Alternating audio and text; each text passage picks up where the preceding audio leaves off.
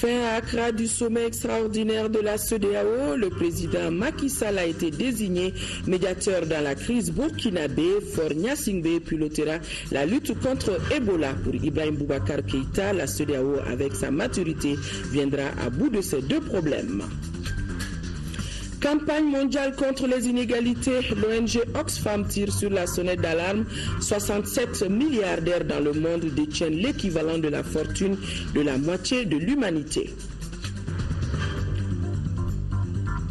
Le festival Danse Bamako Danse, la 11e édition, a été lancé hier, initié par l'association Donko Seko, ambitionne de faire découvrir la danse contemporaine dans toutes ses facettes.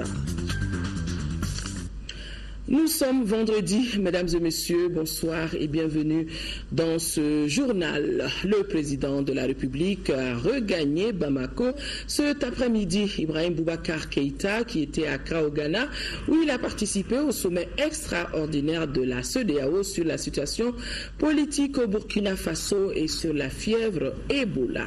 On le voit sur ces images. Il a été accueilli à sa descente d'avion par des membres du gouvernement, des présidents d'institutions, ainsi que d'autres personnalités.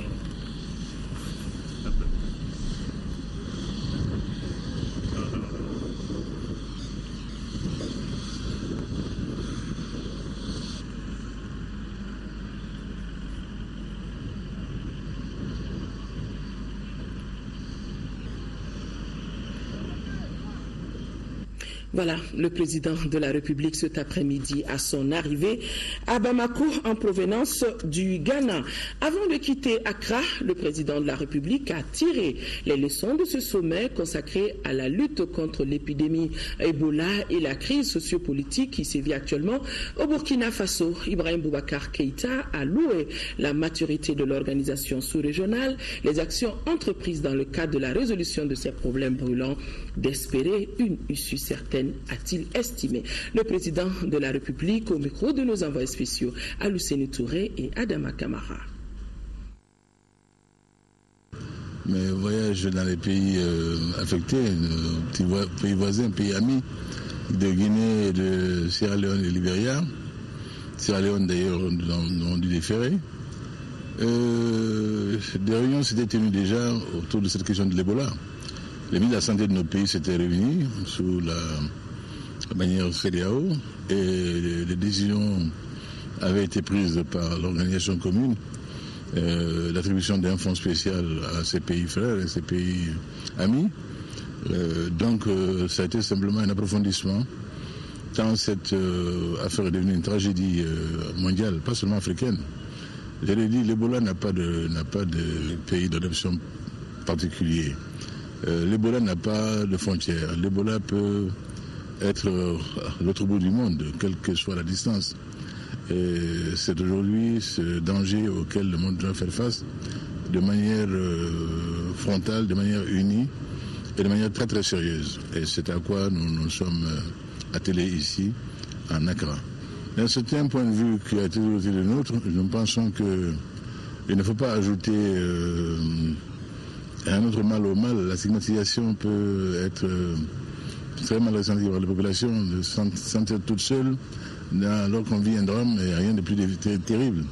Mais les pays ont expliqué aussi, il y a eu des soucis de précaution par rapport à la psychose qui commençait à gagner certains pays. Donc les pouvoirs ont donc pensé à des mesures de précaution élémentaires. Cela n'a pas été très très heureux, mais je pense qu'aujourd'hui, dans l'espace CEDEAO, il est clair et entendu qu'aucun de nos pays ne fermera plus ses frontières et s'ouvrira de toutes les façons aux échanges qui sont des mises entre nous. Sans cela, il n'y a pas d'intégration possible. Je crois que nous avons tous convenu. C'est ça dorénavant le cas. Je pense que le président John Dramani Mahama, notre président en exercice de la communauté, le président Goodluck Ebele Jonathan et le président Macky Sall s'étaient rendus en précursion au Burkina et nous avons écouté leur rapport de mission et leurs conclusions ont été adoptées par le sommet. Il s'agit de faire confiance au peuple burkinabé. Ce peuple sait ce qu'il veut. Nous devons l'accompagner pour faire en sorte que tout se passe dans le calme, la sérénité et conformément à ce qui est attendu de tout le monde aujourd'hui, à savoir l'apaisement, la transparence dans les choix qui seront faits et que cela soit conforme aux vœux du peuple du Burkina Faso. Le sommet en lui-même, le sommet extraordinaire des chefs d'État et de gouvernement de la CEDEAO, s'est achevé hier dans la soirée avec comme résolution finale la nomination de personnalités chargées de conduire les deux dossiers brûlants de l'heure. Le président Macky Sall conduira le dossier burkinabé et le président togolais lui se chargera de la lutte contre l'épidémie Ebola. Envoyés spéciaux à Lucine Touré et Adama Kamara. Ce sommet extraordinaire d'Accra a pris d'importantes résolutions sur les 2 points à l'ordre du jour. Sur la situation politique au Burkina Faso, le sommet a entériné l'accord obtenu suite à la mission des 3 chefs d'État. Elle a également décidé de mettre en place un groupe de contact présidé par le président Macky Sall du Sénégal. Les chefs d'État et de gouvernement entérinent l'accord atteint par toutes les parties prenantes burkinabées, en particulier au regard de la nécessité de la levée immédiate de la suspension de la Constitution pour permettre au Conseil constitutionnel de déclarer la vacance du pouvoir et faciliter la mise en place d'un gouvernement de transition. La nomination urgente d'une personnalité civile pour présider la transition. La conduite de consultations inclusives entre les leaders des partis politiques, les représentants de la société civile, les leaders religieux et traditionnels, ainsi que les forces armées nationales, afin d'arrêter la composition du gouvernement de transition. La conférence décide de mettre en place un groupe de contact présidé par son Excellence Macky Sall, président de la République du Sénégal, et appuyé par le président en exercice de la conférence, son Excellence John Dramani Mahama, à l'effet de faciliter le processus de transition. Par rapport à la lutte contre le virus Ebola, c'est le président togolais Faure Eyadema qui a été mandaté par ses pairs pour superviser la riposte. Les chefs d'État et de gouvernement invitent tous les États membres à élaborer et à appliquer de toute urgence les lignes directrices sur le traitement et la gestion d'Ebola conformément aux standards de l'OMS. Les chefs d'État et de gouvernement réitèrent leur attachement indéfectible au principe de la libre circulation au sein de l'espace CEDEAO et invitent tous les États membres à s'y conformer, notamment en levant les restrictions et interdictions sur les mouvements des personnes et des biens en direction et en provenance des pays affectés, tout en assurant le contrôle sanitaire requis au niveau des frontières. En décidant de mettre en commun leurs moyens et leurs intelligences, les pays membres de cette communauté sous-régionale ont pris conscience de l'inefficacité de l'approche individuelle et s'acheminent vers une solution globale et intégrée. Ici à Bamako, l'actualité sur un tout autre plan, la campagne mondiale contre les inégalités. Ils sont 67 milliardaires dans le monde, je dis bien 67 milliardaires dans le monde à détenir l'équivalent de la fortune de la moitié de l'humanité. Selon le rapport 2014 d'Oxfam sur les inégalités, des chiffres, ces mêmes chiffres ont été révélés lors de la cérémonie de lancement de la campagne mondiale sur les inégalités. Compte rendu, Nouhoum Sissoko. Ce rapport 2014 d'Oxfam sur les inégalités est intitulé « À égalité, il est temps de mettre fin aux inégalités ». Le rapport fait l'état des lieux des inégalités extrêmes de revenus et d'actifs dans le monde. Il fait aussi mention du fossé de plus en plus grandissant entre riches et pauvres. 67 personnes détiennent autant de richesses que la moitié de la population et que 7 personnes sur 10 vivent dans les pays où l'écart entre les riches et les pauvres a atteint des niveaux sans précédent. Le thème de cette campagne est la justice fiscale, une manière d'inciter à la mobilisation des ressources internes. Une analyse de l'état des lieux dans notre pays laisse apparaître de nombreuses exonérations des impôts et des taxes, dans certains cas inopportunes, engendrant du coup des manques à gagner pour l'État destinés à des coûts de milliards par an, qui malheureusement ne profitent ni à l'État ni aux citoyens lambda du Mali. Selon la ministre de l'Économie et des Finances, le gouvernement souscrit à une synergie d'action avec les organisations de la société civile pour accroître les recettes fiscales. Donc il est important qu'on se soude, qu'on se serre les coudes et qu'on avance ensemble. Et c'est en cela que, aujourd'hui, dire que c'est la société civile, sous l'orientation de Oxfam, qui prend le lead sur la question de l'équité fiscale, vraiment, nous sommes très honorés et satisfaits de cette initiative. Les prestations de l'artiste musicien Milmo et du ballet Mouvement Action Jeune sur les inégalités et Ebola ont donné un éclat à la cérémonie. Le ministre de l'Énergie, Mamadou Frankali Keïta, a visité ce matin 2 postes de distribution de l'électricité à travers le district de Bamako. Il s'agit du poste de Badalabougou et celui de Djikoroni Para, construit et installé par la Banque mondiale jusqu'à hauteur de 3,75 milliards de nos francs. Le ministre s'est dit satisfait de ces installations construites à partir de matériel de dernière génération, nous dit Mahamadou Doumbia. Pour améliorer l'accès à l'électricité et promouvoir l'efficacité dans la fourniture et l'utilisation de l'électricité, la Banque mondiale a financé à 100% le projet d'appui au secteur de l'énergie pour un montant de 47,5 milliards de francs CFA grâce à un accord de crédit signé en 2009 avec le gouvernement du Mali. Pour se rendre compte de la réalisation de l'état de 2 nouvelles installations, le ministre de l'Énergie s'y est rendu. Le premier poste visité est celui de Badalabougou. Conçu et construit en 1968, il est aujourd'hui obsolète, ne donnant plus les garanties ni pour le personnel ni pour les matériels. Le deuxième poste visité, appelé DCO, est celui-ci à Djikoroni Para. Ce nouveau poste est le MSA, construit en remplacement des installations réalisées dans l'urgence en 2010, alimente la cité administrative, la zone sud de l'ACI 2000. Après cette visite, je me rends compte qu'il y a une nette amélioration de la qualité du travail. Il y a une augmentation de la capacité d'évacuation de l'énergie sur la ville de Bamako. Il y a aussi une augmentation de la sécurité d'alimentation parce que les équipements que je viens de voir sont de dernière génération. Dans ce financement, il y a le projet du plan directeur du réseau électrique du Mali pour l'horizon 2030.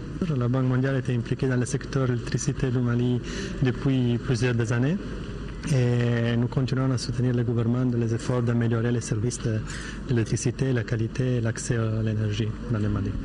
Le poste de Badalabougou qui a coûté 2 milliards de francs CFA et celui de la direction centrale de l'eau à Djikoroni Para, 1,75 milliards de francs CFA, permettront d'augmenter la capacité d'évacuation du réseau de répartition vers le réseau de distribution et d'assurer la fiabilité d'alimentation de la clientèle en électricité. L'Union nationale des enseignants retraités de l'éducation et de la culture, UNEREC, a rencontré Madame le ministre de l'Éducation nationale. La situation de l'école malienne était au centre des échanges et à l'issue de la rencontre, les deux parties ont exprimé le besoin de continuer le dialogue social et cela pour la bonne marche de l'école malienne. Compte rendu, Lamine Keïta. Cette rencontre avec les anciens de l'éducation s'inscrit dans la logique du dialogue social avec les partenaires sociaux de l'éducation. Les retraités souhaitent apporter leur expérience d'anciens à l'école malienne. Ils en ont profité pour exprimer leur solidarité avec Madame le ministre de l'Éducation. Notre souci est d'apporter notre expérience d'anciens. Moi qui vous parle, j'ai enseigné pendant 40 ans. Donc ce n'est pas le diplôme qui fait un pays. Les anciens qui ont dirigé cette école, ce pays-là, n'avaient pas le diplôme aussi requis que ceux qui sont là aujourd'hui. C'est nous qui les avons formés. Donc, nous voulons soutenir Madame dans son action, dans l'intérêt de l'école malienne. Madame le ministre de l'Éducation nationale a salué la démarche de l'Union nationale des anciens retraités de l'éducation et de la culture qui est un partenaire social incontournable de l'école malienne. Elle a souhaité que de telles rencontres puissent se faire autant que possible. J'ai beaucoup appris avec ces anciens en si peu de temps. Ce sont des hommes d'expérience, d'anciens enseignants qui font honneur au métier d'enseignant, qui ont compris que l'enseignement c'est un sacerdoce et qui ont agi dans ce sens. Ce sont eux qui, lorsqu'il y a préavis de grève, qui sont dans les commissions de conciliation, qui cherchent à rapprocher les positions du département avec les positions des syndicats. Le ministre de l'Éducation nationale a remercié les anciens pour leur engagement en faveur de l'école malienne. Restons avec l'école pour dire que plusieurs écoles de Bamako ont reçu des manuels scolaires de la part de l'ONG Agir. Ces manuels traitent de l'éducation environnementale qui est l'activité phare de l'ONG en direction des écoles. La cérémonie s'est déroulée au groupe scolaire Mamadou Konaté, point focal des activités scolaires de Agir Bamako, en présence de notre reporter Lamine Tchekoura Koulibaly.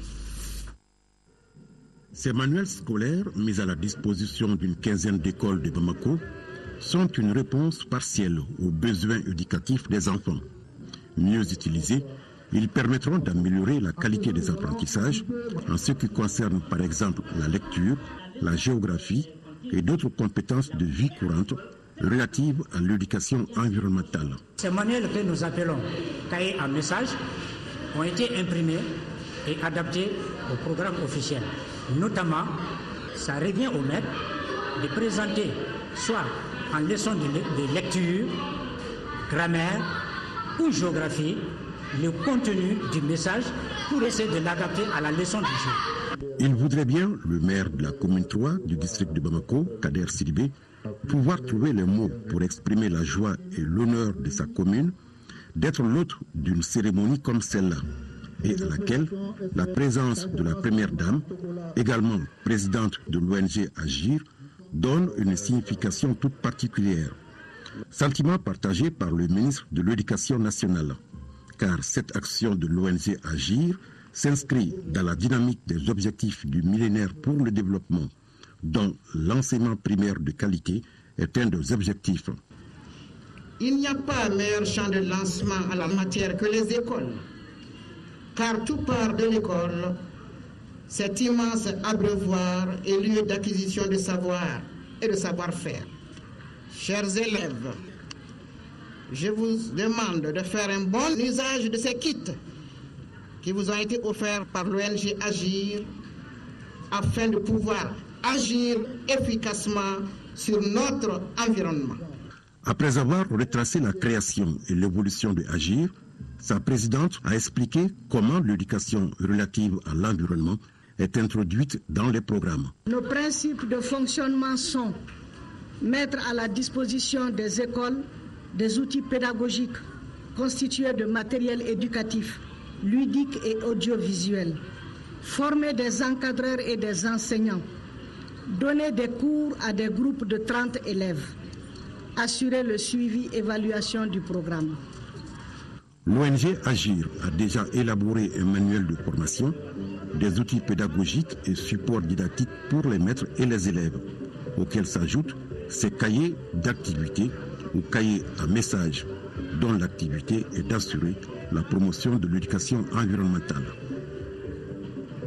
La Fondation Partage vient de réussir son pari de réaliser une école pour les tout-petits de Port-au-Prince.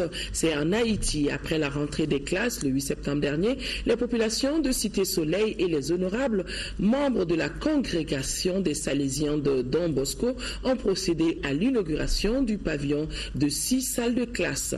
Et le pavillon a été baptisé naturellement au nom de Madame Adamba Konaré. Cette action s'inscrit dans le cadre de la solidarité et l'entraide. Commentaire Mohamed Ould Mamouni.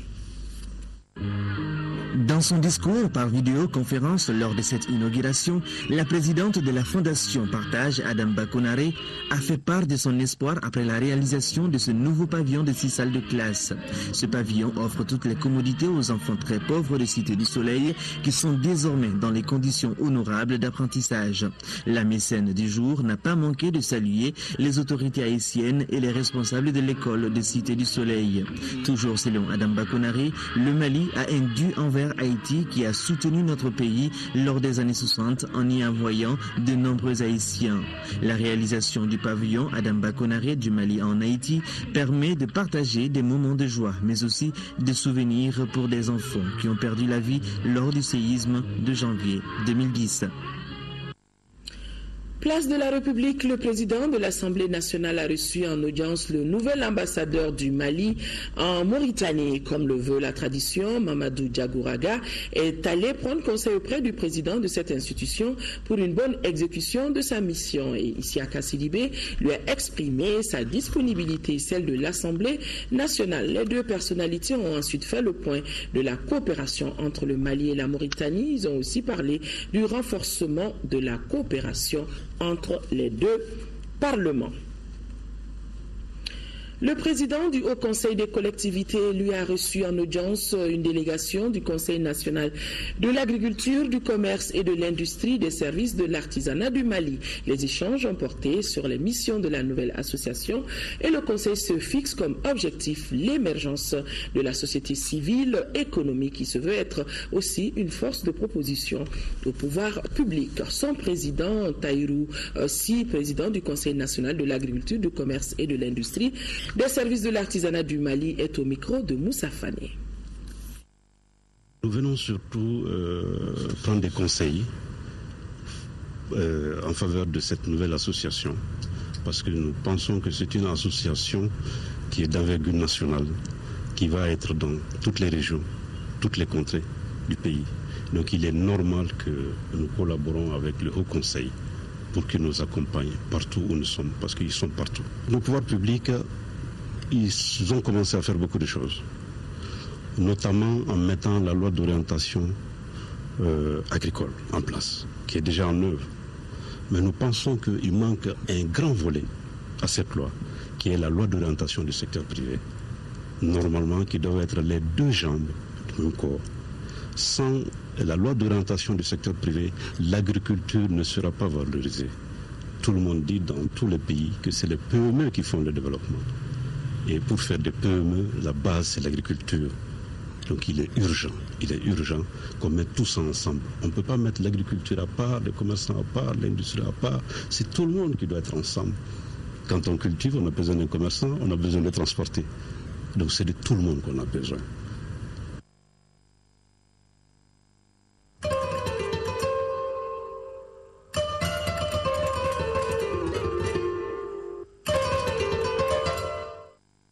La page Ebola de ce journal, Ebola, la 4e région reste sur ses gardes. Son comité régional d'urgence contre la fièvre hémorragique à virus Ebola a constaté avec satisfaction la mise en œuvre du dispositif dicté dans le plan d'action. Plan d'action constitué des mesures essentielles de prévention, mais aussi de prise en charge urgente. Ségou Amaguiré, Ogobaradolo. Par la présente visite des écoles et autres services, le comité régional d'urgence contre la fièvre hémorragique à virus Ebola a voulu s'assurer de l'application effective des mesures dictées dans son plan d'action, et ce, dès la première réunion du comité le 24 octobre dernier. Cette visite procède donc du suivi de la mise en œuvre du dispositif, surtout concernant les plus vulnérables, le monde scolaire. Chaque matin, les maîtres consacrent 3 minutes de séances pour sensibiliser les élèves en matière d'Ebola. Les élèves adhèrent de façon responsable. On se lave les mains chaque jour, avec 4 fois par jour. Car dans ces états, on dit qu'il y a l'Ebola, il faut qu'on se lave les mains chaque jour. Bénéficie ça dans la famille. Oui, c'est une bonne chose. Pour éviter la maladie, c'est une bonne chose. Parce qu'on a attendu, beaucoup de pays ont attendu ça. Les autorités régionales expriment leur satisfaction à ce niveau. Nous avons pu constater au niveau de toutes les écoles et au niveau des services d'encadrement de ces écoles la mise en œuvre de ces recommandations. Nous avons même essayé de tester dans une classe de 3e année et vraiment nous avons été comblés parce que nous avons pu nous rendre compte de la mise en œuvre et surtout vraiment de l'implication, de l'encadrement et de toutes les structures pour la réussite de cette campagne. Et même s'il y a la volonté de la mise en œuvre des choses, mais il y a des insuffisances, surtout par rapport au matériel. La région de Ségou veille à la bonne exécution de son plan d'action. Prévention de la fièvre Ebola dans le cercle de Nioro du Sahel. Bien avant la découverte du premier cas à Kaï, les autorités locales avaient pris des dispositions pour empêcher l'introduction de cette maladie. Déploiement d'une équipe sanitaire à Gogi, sensibilisation de la population, formation des agents de santé du CRF et des districts sanitaires, élaboration d'un plan de contingence sont entre autres les actions menées dans le cercle, nous dit Mahamadi Alioubari.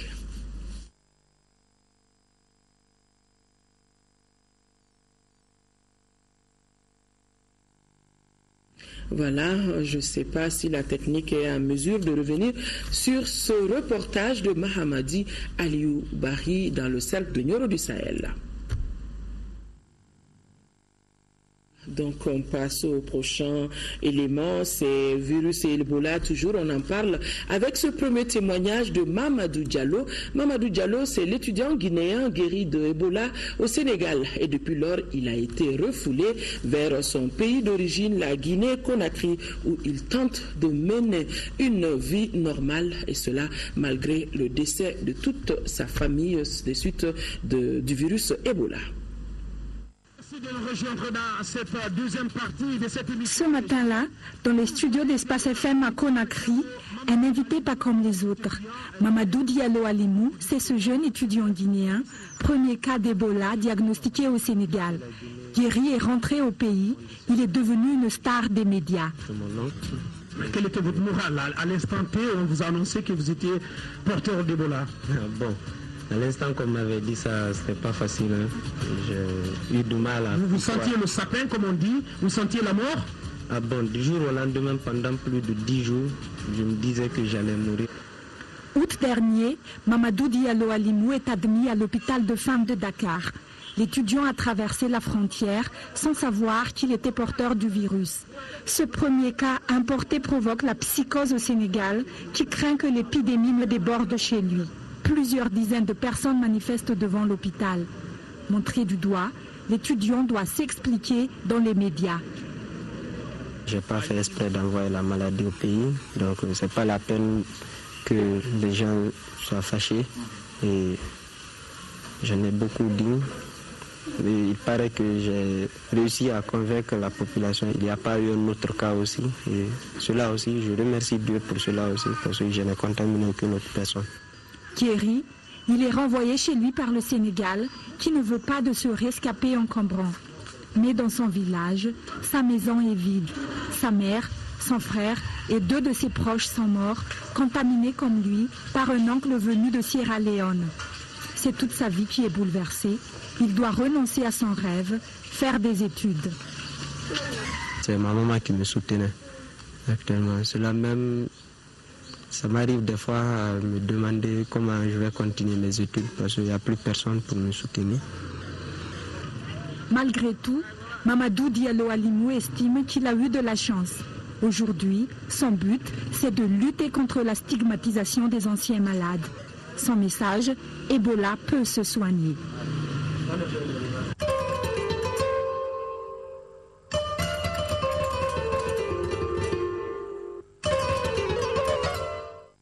Oui, Ebola peut se soigner, il suffit tout simplement d'observer des mesures de prudence. Organisation mondiale de la santé, c'est finalement la botswanaise Dr Matshidiso Rebecca Moeti qui a été élue directrice de l'Organisation mondiale de la santé pour l'Afrique et cela à l'issue d'une élection à 4 tours.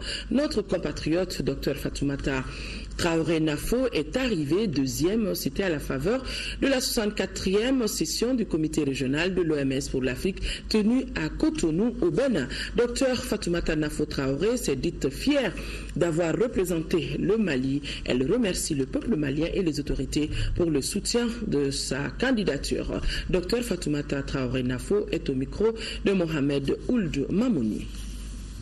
Je voudrais remercier son Excellence Monsieur le Président Ibrahim Boubacar Keïta, président de la République du Mali, pour la confiance soutenue, exprimée quant à notre candidature et pour l'avoir poussée et à tous égards.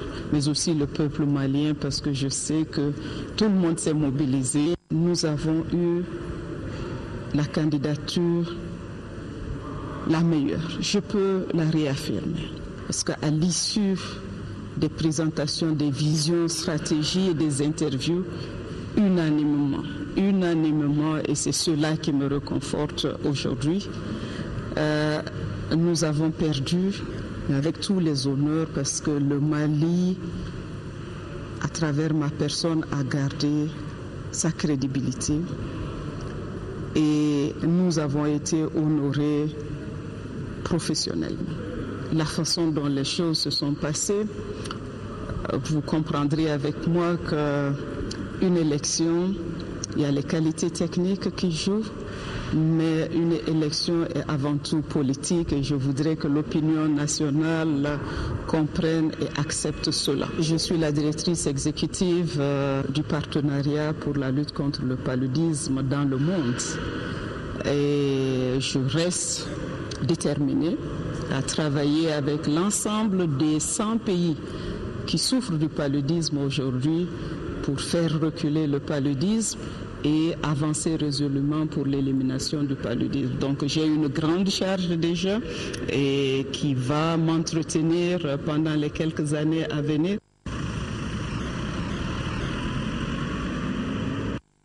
Voilà, le Mali n'a pas démérité. Les travaux de la conférence d'automne 2014 de Toastmaster International se déroulent à l'hôtel Olympe de Bamako.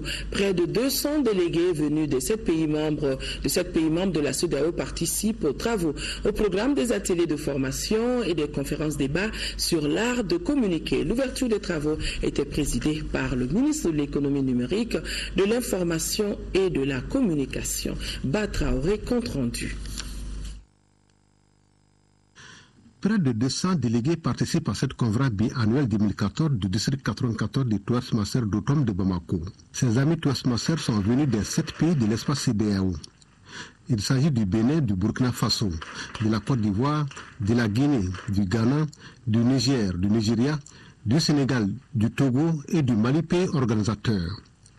La rencontre de 2 jours prévoit au programme des ateliers de formation et des conférences débats sur des thèmes d'actualité comme Toastmaster au-delà des chiffres ou quel est votre style de communication. En clair, les clubs Toastmaster veulent construire une passerelle pour la paix à travers une communication efficace. Le ministre de l'économie numérique, de l'information et de la communication insiste sur l'importance de la communication au service de la paix et la réconciliation. En tant que contemporain de l'histoire récente de notre pays, le Mali, nous mesurons combien la bonne communication est un vecteur fondamental de la paix et de la cohésion sociale. L'application des compétences, des aptitudes qui vont être transmises par Toastmaster à travers la maîtrise de la communication et du leadership conduira immanquablement vers la paix. Une paix durable, une paix solide, une paix qu'aucune autre chose ne pourra ébranler et que nous pourrons transporter dans nos familles, dans nos villages, dans nos pays. Notons que Toastmaster International est une organisation à but non lucratif qui a pour vision un monde où tous excellent dans l'art d'écouter, de penser et de parler en public. Les Maliens ont pour préoccupation essentielle la lutte contre la corruption, le chômage et l'amélioration du système éducatif. C'est le résultat du 5e sondage d'opinion initié par la Fondation Frédéric Ebert. L'information a été donnée au cours d'une conférence à la Maison de la Presse et dans cette enquête, Malimètre met l'accent sur la perception des Maliens de questions relatives à la citoyenneté, du dialogue, de la réconciliation, entre autres. Boubacar Sissoko, reportage. La Fondation Frédéric Ebert a rendu public les résultats de son 5e sondage d'opinion au Mali. Cette enquête s'est déroulée du 19 au 28 août dernier. Dans ce sondage, Malimètre met l'accent sur la perception des Maliens à propos de la citoyenneté, du dialogue, des négociations et de la réconciliation. Il s'agit également d'apprécier l'opinion des Maliens sur les capacités opérationnelles de nos forces armées et les autres forces en présence au Mali, entre autres. Les personnes ciblées sont âgées de 18 ans et plus. L'enquête a concerné toutes les capitales régionales et le district de Bamako, excepté Kidal. L'objectif principal, c'est d'identifier les principaux opinions et défis afin de les mettre à disposition des acteurs et décideurs. En ce sens, le Malimètre permet et aide de mieux appréhender les attentes et les besoins des citoyens. Il est un outil de dialogue politique. Notamment dans une démocratie représentative, c'est indispensable pour les élus d'appréhender les électeurs. Ce sondage est une base de données prenant en compte les aspirations des populations. Ici, on se fie aux résultats du Malimètre 5. Les priorités aujourd'hui des Maliens tournent autour des questions de sécurité, donc la question de sécurité et de paix, le chômage des jeunes et aussi la lutte contre la corruption. Vraiment, c'est des préoccupations majeures aujourd'hui des populations. Ensuite, vous en avez d'autres aussi comme la cherté de la vie. Les principaux défis auxquels le Mali doit faire face, selon l'enquête, restent la lutte contre la corruption, le chômage et l'amélioration du système éducatif. Plus de 300 millions de francs CFA, c'est le coût du marché agricole transfrontalier à Luluni. L'infrastructure a été inaugurée dans une véritable ambiance. L'événement était présidé par le ministre de la décentralisation de la ville en présence de nombreux partenaires et autorités de la région de Sikasso. Compte rendu, Sekou Konaté. Fruit du partenariat gouvernement du Canada, coopération suisse et association des municipalités du Mali, ce marché agricole transfrontalier qui ouvre ses portes dans la commune rurale de Luluni, Sergue Kadiolo, est bâti sur une superficie de plus de 2 hectares. Il est composé de magasins, de boutiques, d'une boucherie, d'étals et d'aires de vente. Il aura coûté 330 millions de francs CFA, financés par la coopération suisse. Ce marché est l'expression d'une longue collaboration entre la Suisse et la région de Sikasso. C'est l'expression de notre collaboration sur la contribution à la décentralisation, mais une décentralisation qui permet l'engagement des gens, la concrétisation dans l'amélioration des conditions de vie des gens.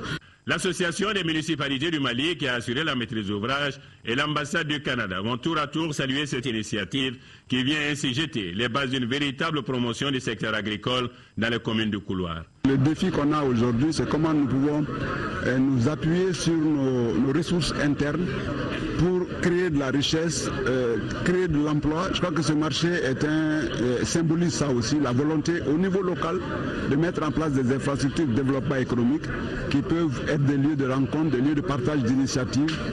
Un investissement d'importance qui doit faire école. Et il faut que ce marché de Luluni devienne un repère pour non seulement toutes les communes voisines, les communes environnantes, mais aussi même à travers les coopérations transfrontalières qui sont là. Je crois que ce sont ces genres d'initiatives qui vont nous permettre d'accélérer l'intégration de nos pays. C'est vital. La découverte de la plaque est suivie de la coupure du ruban symbolique et la visite du joyau. Et Luluni a désormais son marché agricole transfrontalier. En 5e région, le cercle de réflexion et d'information pour la consolidation de la démocratie au Mali, CRI 2002, et son partenaire, le projet d'appui au processus électoral au Mali, viennent d'organiser une journée d'information, de sensibilisation et de mobilisation à l'endroit des leaders traditionnels, les femmes et les jeunes. Et la journée vise à amener le maximum de citoyens à participer à l'achèvement et à la pérennisation du recensement administratif à vocation d'état civil RAVEC. Aminata Touré depuis Mopti. Le cercle de réflexion et d'information pour la consolidation de la démocratie au Mali, CRI 2002, entend accompagner le département de l'Intérieur et de la Sécurité pour la bonne réussite de l'opération d'achèvement du recensement administratif à vocation d'état civil RAVEC. Nous sommes venus sur le terrain, nous nous sommes rendus compte qu'il y a de grosses difficultés, surtout matérielles. Notre rôle en tant que société civile, c'est de prendre tous ces constats et de les porter à la connaissance des autorités et des partenaires techniques et financiers pour que très rapidement on mette les ressources nécessaires, n'est-ce pas, à la disposition du PAPEM et du ministère de la Sécurité pour que en fait, ce programme RAVEC puisse être un succès. Cette campagne qui concerne les communes de Sikasso, Koutiala et Mopti rentre dans le cadre de l'initiative civique et de sensibilisation pour la participation accrue des citoyens à l'achèvement, à la pérennisation du RAVEC organisé par CRI 2002, une initiative qui a été saluée par les autorités. Ce déplacement contribuera à améliorer le taux d'enrôlement et de recensement des opérations d'achèvement et de pérennisation du RAVEC dans le cercle de Mopti. Ce communiqué complète le reportage de Aminata Touré depuis Mopti. Le ministère de l'Intérieur et de la Sécurité informe les populations que les opérations de recensement administratif à vocation d'état civil RAVEC continuent et sont entièrement gratuites. Les opérations sont gratuites. Le ministre de l'Intérieur et de la Sécurité invite par conséquent les nouveaux majeurs et les personnes non recensées en 2009 à se présenter dans les mairies et au niveau des arrondissements. À Gao, 5 organisations non gouvernementales internationales s'associent en vue d'améliorer l'approvisionnement en eau potable dans les régions de Gao et de Tombouctou, affectées par la crise politico-sécuritaire, et ces régions vont bénéficier de nouveaux points d'eau et de systèmes d'entretien et de maintenance renforcés. Nous retrouvons Daouda Zoumana Traoré. Ces 5 ONG internationales qui évoluent dans les régions du nord du Mali ont constaté la dégradation ou l'inexistence des infrastructures d'approvisionnement en eau potable à Gao et à Tombouctou.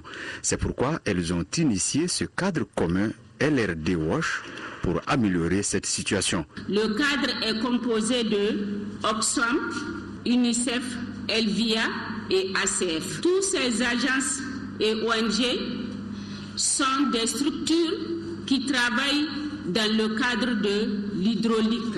Et ils ont décidé ensemble d'unir leurs forces, d'unir aussi leurs compétences et technologies pour voir comment ils peuvent améliorer le système hydraulique rural et semi-rural dans les régions du nord du Mali. Dans la région de Gao, les communes bénéficiaires sont Temera, Taboy, Soni Alibert, Intilit, Ansongo, Tinahama, Tessit, Boura et Wataguna. Ce projet qui s'étendra sur 12 mois à compter de juillet 2014 se situe dans la dynamique de la politique nationale. Ces résultats pragmatiques s'alignent parfaitement avec la politique nationale d'approvisionnement en eau de notre pays. D'ailleurs, l'accès à l'eau potable est une priorité du gouvernement malien dans la lutte contre les maladies hydriques et la malnutrition. L'exécution du projet LRD Wash est assurée par tous les acteurs régionaux et locaux sur le financement de la Commission européenne d'aide humanitaire et de protection civile ECHO à près de 2 milliards de francs CFA. Une mission de la délégation de l'Union européenne au Mali vient d'effectuer une visite de terrain à Koulikoro en 2e région. La délégation conduite par Aliou Bari, chef de programme, était venue constater l'état d'évolution des activités du programme et la coordination est jugée fructueuse. Koumba Sissé, compte rendu. Cette visite de l'équipe de la délégation de l'Union européenne vise à faire le point de l'état d'avancement des travaux du programme d'appui aux organisations de la société civile PAOSD dans la région de Koulikoro. Avec le maire Youssouf Papa Traoré, les échanges ont porté sur les acquis du programme PAOSD dans la commune urbaine de Koulikoro. Le premier constat, c'est que le bénéficiaire du projet de AMI 5 a travaillé avec la collectivité. Le deuxième aspect, ça nous a permis de comprendre, par ailleurs, en dehors de ce qui est écrit sur papier, de comment ça s'est déroulé les activités. C'est une société civile qui est en construction, qui a déjà fait beaucoup de choses, mais nous attendons mieux de cette société civile. Nous attendons mieux à travers le groupe thématique, qui sont au nombre de 13, pour qu'ils puissent participer pleinement au débat et au programme de développement du pays. À la coordination régionale des ONG de Koulikoro, la délégation s'est également entretenue avec les acteurs en formation. Ils sont venus voir comment nous travaillons ici, comment organiser la société civile au niveau de la région de Koulikoro. Et ils ont vu qu'ici, il n'y a pas de problème entre le forum régional et le conseil régional. Et nous avons parlé des thématiques que nous gérons ici, les 5 thématiques, notamment la santé, l'éducation, l'environnement et la gouvernance. Nous arrivons au dernier titre phare de ce journal, le festival Danse Bamako. Danse, la 11e édition a été lancée hier à Donko par l'association, initiée par l'association Donko Seko. C'était à Manyambougou, en commune 6 du district de Bamako. L'association a pour objectif de faire connaître la danse contemporaine dans toutes ses facettes. Modibo Soirée était présent. Le top départ de ce festival international de chorégraphie édition 2014 a été marqué par une démonstration inédite réalisée par une vingtaine de jeunes danseurs.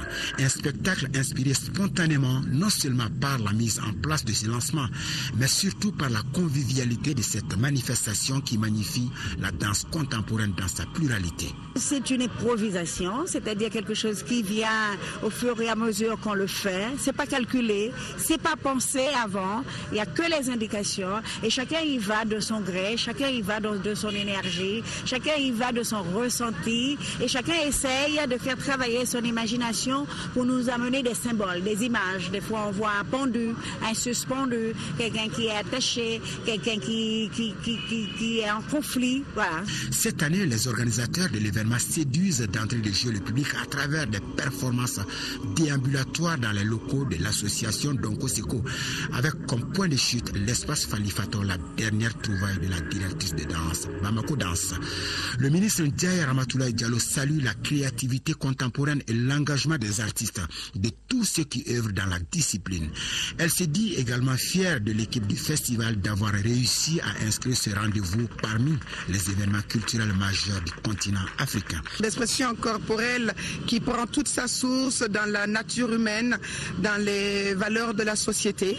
Et donc, je souhaiterais vraiment que cet exemple d'expression de valeur soit également un outil de valeur de la paix et de la solidarité dans ce pays. Pendant 5 jours donc, une centaine de festivaliers venant d'Afrique et d'Europe investiront les espaces culturels et autres centres de loisirs de la capitale pour offrir au public des spectacles de danse, de chorégraphie, de résidence et des ateliers artistiques. En somme, de véritables espaces de promotion et de valorisation de la danse contemporaine. Voilà, le festival se poursuivra donc au centre culturel, l'association Donko Seko, située à Manyambougou, en commune 6 du district de Bamako, pour ceux qui ne vivent pas à Bamako. Voilà, mesdames et messieurs, c'est donc tout pour ce journal. Merci de l'avoir suivi. Demain, 13h, Aïssata Ibrahim Meiga. Et quant à moi, Inch'Allah, je me ferai le plaisir d'être là pour les éditions de la soirée. Excellente nuit à tous. Au revoir.